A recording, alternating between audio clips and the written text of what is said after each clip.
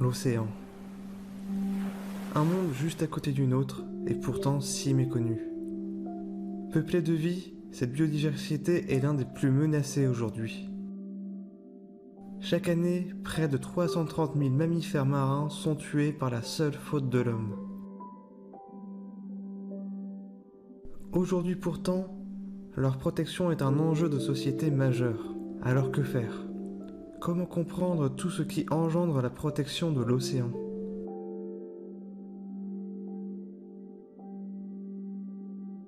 La protection de la faune marine est une question complexe.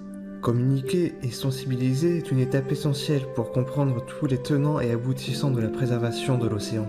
Frédéric Gilbert, fondatrice de l'association Cétacie, s'est donné pour mission de protéger les mammifères marins en échangeant avec le public. D'essayer d'arrêter de regarder tout sur Internet parce que des communications sont faites souvent par des gens qui n'ont pas la connaissance des animaux marins, et c'est vrai que ça peut aller dans le facile. Ok, on ouvre les portes des Marineland ou voilà, et on libère les animaux dans la mer et on leur fait, on leur dit au revoir, mais c'est pas comme ça. Il faut vraiment faire quelque chose de professionnel pour le bien-être des mammifères marins, pour le bien-être des espèces. Il faut vraiment prendre du cas par cas et il faut se mettre à la place de l'animal, de l'autre, pour voir ce qui est de mieux pour cet animal. L'intérêt pour l'océan n'est pas récent. Si depuis toujours l'humanité vogue sur les mers, cet espace restait un lieu à part de notre univers. Pourtant, depuis plusieurs années, films et documentaires s'intéressent à l'océan qui fascine le grand public par sa beauté et ses mystères. Le comédien Jean-Marc Barr, parrain de Cétacie, nous parle de son expérience. Au cinéma, dans son côté documentaire aussi bien que fiction, je pense nous aide à non seulement nous divertir, mais reconnaître comment on peut améliorer notre espèce. Dans les années 80, la mer était encore une zone prohibée. C'était pour les gens comme Jacques Cousteau. Et donc, l'être humain et la mer avaient un rapport assez distant. Le personnage que je jouais, qui s'appelle Jacques Mayonne, voulait surtout montrer que l'être humain appartient à la mer et qu'il ne doit pas se prohiber cet environnement, et qu'on peut acquérir un rapport sensuel et spirituel avec l'eau comme on le fait avec la terre. Donc je pense que quand on a fait le Grand Bleu, cette idée était assez originale à l'époque. Oui, je dirais qu'avec le réchauffement planétaire, avec la manière dont l'être humain a évolué jusqu'à aujourd'hui, que c'est sorti devenu une idée fondamentale. Pour permettre cette médiation entre professionnels et publics, Frédéric Gilbert organise chaque année un festival rassemblant scientifiques et documentaristes pour échanger sur la protection de la faune marine, avec les curieux venus les rencontrer. On a déjà réalisé, donc on a créé beaucoup de pédagogie et puis un festival, le Cétacie Festival. Pourquoi ? Parce que ça réunit des professionnels des mammifères marins et ça donne l'occasion au public d'en connaître davantage sur les programmes de protection des espèces, de toutes les espèces, et comparer ce qu'on fait déjà pour les mammifères terrestres et les oiseaux, et pour le calquer un petit peu sur les mammifères marins parce qu'on ne le fait pas encore. Et donc vraiment le projet c'est de réunir les professionnels, parce que c'est comme ça qu'on peut avancer avec des gens qui connaissent, des gens qui ont déjà travaillé avec les mammifères marins, pour que ce soit vraiment quelque chose de protégé, de professionnel. Se sensibiliser aux questions environnementales, c'est avant tout vouloir les comprendre, se poser les bonnes questions, réfléchir et y répondre ensemble. Aussi, si la question peut sembler simple, elle reste essentielle. Qu'est-ce que la biodiversité ? Une question que s'est posée le vétérinaire Norin Chai. Le concept de biodiversité, alors tout le monde parle de biodiversité, mais en fait, lorsqu'on parle de biodiversité, la plupart des gens pensent que c'est juste les animaux, parfois les forêts, mais ça va plus loin. C'est le concept de biodiversité, il faut prendre en compte toute l'échelle tous les échelons de la vie. Ça commence par les gènes. Donc déjà, lorsqu'on parle de biodiversité, on parle de biodiversité génétique. Et ça peut être quasiment les unicellulaires, les protozoaires, enfin, c'est pas simplement des grands mammifères ou alors des oiseaux, mais vraiment sur l'aspect génétique. Ensuite, on a une diversité spécifique en fonction des espèces. Cette biodiversité,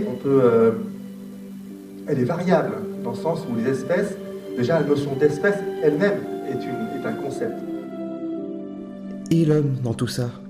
Comprendre la biodiversité et sa protection nécessite aussi de comprendre la relation que nous entretenons avec notre environnement. Une relation parfois complexe, notamment avec les animaux considérés comme nuisibles. Quelle solution pour réconcilier tout le monde? Comment pouvons-nous réfléchir à ces relations? Là, c'était au Gabon.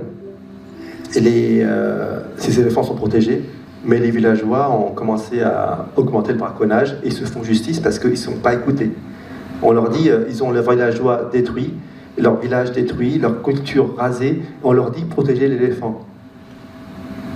Vous voyez qu'il y a un conflit, vous voyez qu'il y a une incompréhension, et il n'y a pas de réponse juste. Il y a une réflexion et une écoute qui n'est pas forcément faite. Est-ce que c'est bien ou pas bien? Seul vous connaissez la réponse. En fonction de votre sensibilité, en fonction de votre ouverture, en fonction de votre vision du monde. Est-ce que c'est important de sauver une population? Est-ce que c'est important de sauver l'animal? Est-ce que c'est important de garder un équilibre écosystémique? C'est hyper complexe. Vous voyez comment c'est complexe? Et vous voyez qu'en fait, il n'y a pas de coupable, il n'y a pas de pierre à jeter, parce que chacun trouve son référentiel. Mais qu'en est-il de l'océan? Face à des problématiques telles que la surpêche ou les collisions avec des bateaux, le réchauffement climatique et des maladies, ce sont de nombreux facteurs qui impactent considérablement le comportement des mammifères marins, qui n'hésitent pas à se rendre dans des eaux dans lesquelles ils ne sont pas adaptés, pouvant mener à des échouages massifs et un dérèglement de la biodiversité. Un sujet dont parle le vétérinaire Thierry Joniot. On essaye de plus en plus d'utiliser également les mammifères marins pour avoir une approche One Health. Je ne sais pas si vous avez déjà entendu parler de ça, mais le One Health, c'est étudier un système global où la santé de l'animal, la santé de l'environnement et la santé humaine sont étroitement liées. Et donc, on a ici la santé, avant on considérait individuellement la santé humaine, la santé animale et celle de l'environnement. Maintenant, on veut vraiment les intégrer.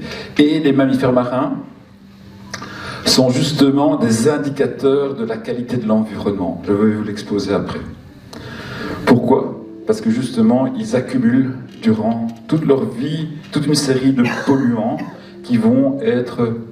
Ce sont des polluants qu'on retrouve également chez l'homme, et donc si les polluants ont un impact sur la santé, on va le détecter chez les mammifères marins avant de le détecter chez l'homme. Pour comprendre le mystère de ces monstres inconnus, il faut faire des autopsies. Et c'est quoi une autopsie? C'est quoi une nécropsie?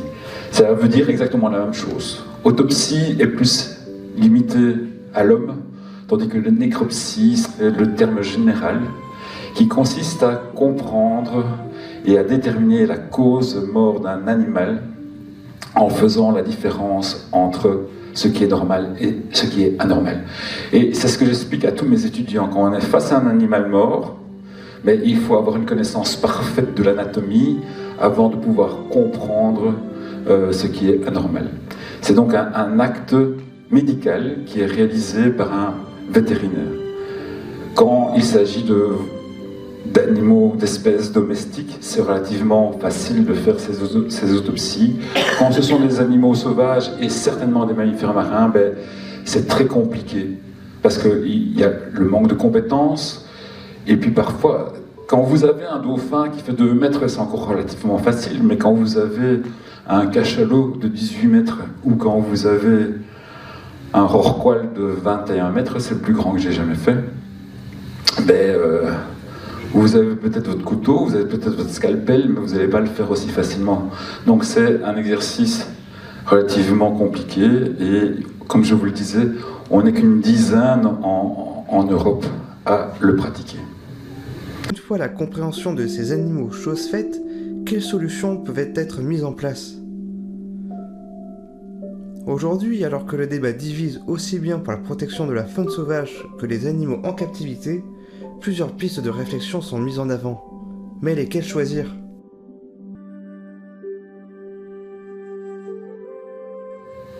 Parfois, et là c'est un sujet où il y a beaucoup de discussions, parfois il conviendrait mieux de ne pas envoyer les animaux en réhabilitation. On ne peut pas sauver tous les animaux et il faudrait, pour bien faire, que la décision soit prise par des vétérinaires au départ. Pour vous illustrer ça, mais je vous le montrerai plus tard, il y a 15 jours, il y a un phoque gris qui s'est échoué dans le nord. C'est une grande femelle, la plus grande femelle que j'ai jamais eue, qui faisait quasiment 2 mètres, qui aurait dû donc peser 150 kg. Et elle faisait 62 kilos, c'était un squelette ambulant. Et les vétérinaires du réseau français voulaient que l'animal soit euthanasié, mais la pression des médias, la pression du public a fait que l'animal a été envoyé en réhabilitation, ce qu'il ne fallait pas faire. L'animal est mort directement en réhabilitation avec un risque accru de transmission de maladies. Donc, au milieu des questions de sensibilisation, des solutions apparaissent. Frédéric Gilbert nous parle de son projet de créer un refuge pour les mammifères marins. Et je trouvais qu'il était utile de créer un réseau de refuges européens pour les mammifères marins qui en ont besoin, pour les accueillir à court terme ou à long terme selon les individus, pour trouver des solutions aussi, pour prendre le temps de voir les lieux le plus adaptés pour chaque individu, donc au cas par cas, comme on le fait pour toutes les autres espèces. On travaille beaucoup évidemment la pédagogie, tout ce qui est protection de l'environnement, parce que c'est le milieu naturel des mammifères marins, la mer, l'océan, mais c'est surtout ce projet de refuge qui est très important et qui manque en Europe.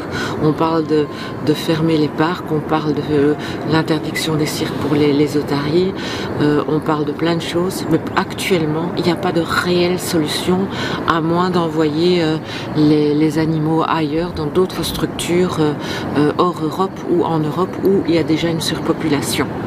C'est quelque chose qui sera très difficile à mettre en place, qui va demander énormément de moyens, et donc il faut aussi se poser la question de qui va payer ça. On ne peut pas faire du bricolage parce qu'on est là avec des animaux vivants qui ont été sont nés en milieu non naturel, donc pour eux les remettre en milieu naturel c'est extrêmement dangereux, donc il faut prendre ses responsabilités. À partir du moment où on dit qu'il faut fermer les delphinariums, ou en tout cas ne plus avoir de reproduction en delphinarium, mais il faut assumer jusqu'au bout et développer une politique, une stratégie qui permette de surveiller l'état de santé de ces animaux-là et pas simplement les remettre dehors. Sont en détresse, les animaux sauvages qui sont recueillis, de l'illégalité, du braconnage.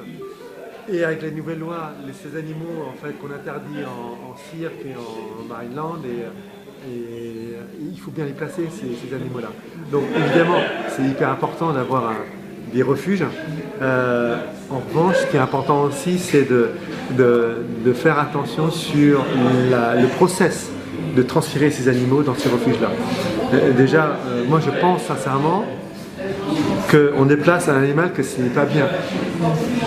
Et pour ça, pour voir si l'animal est pas bien, donc on parle de bien-être cette fois-ci, il faut prendre en compte tous les paramètres les plus objectifs possibles et non pas se laisser noyer par exemple une sensiblerie ou une image qu'on a de l'animal qui est souvent pas forcément juste.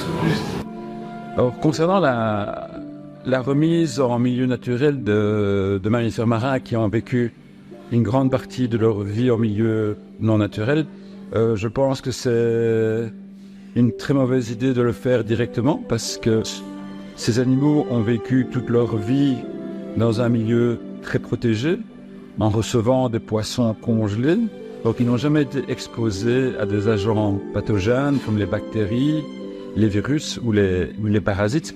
Et si on les remet directement en milieu naturel, ce qui va se passer, c'est qu'ils vont directement être malades et mourir suite à la présence de ces agents pathogènes. Donc il faut absolument créer des zones de transit qui seront soit provisoires, soit définitives, mais mon avis personnel sur la remise en liberté de ces animaux-là est très net et très tranché. Je pense que c'est mettre les animaux en danger de mort immédiate.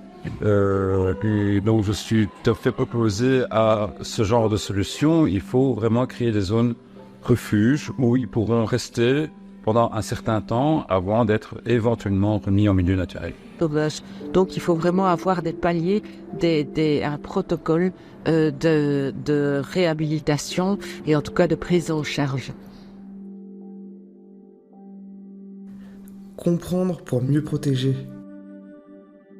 S'il reste beaucoup à faire, cette première étape a déjà été un grand pas pour l'océan.